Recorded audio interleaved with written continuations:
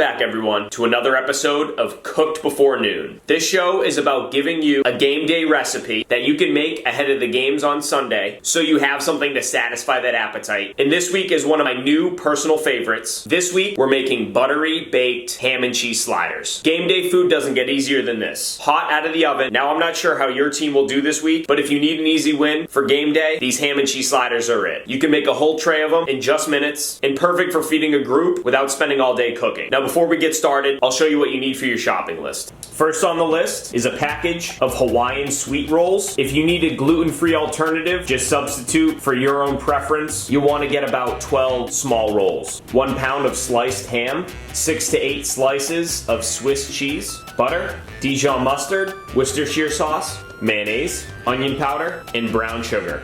First, you want to grab yourself a bowl. We're going to add half a cup of butter to the bowl first and melt it. Melt that for a few seconds. Then we're going to add 1.5 tablespoons of Dijon. 1 tablespoon of Worcestershire.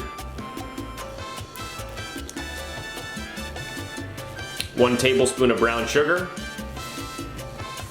1 teaspoon of onion powder. And we're gonna whisk this together.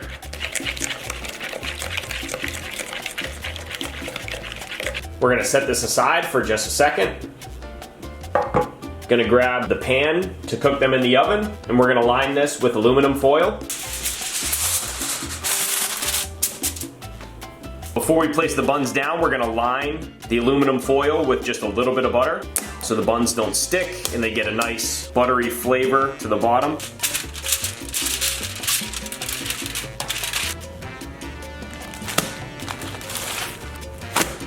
Next, grab your buns. If you got the sweet Hawaiian buns like I did, what we're going to do is slice the entire 12 rolls right down the middle.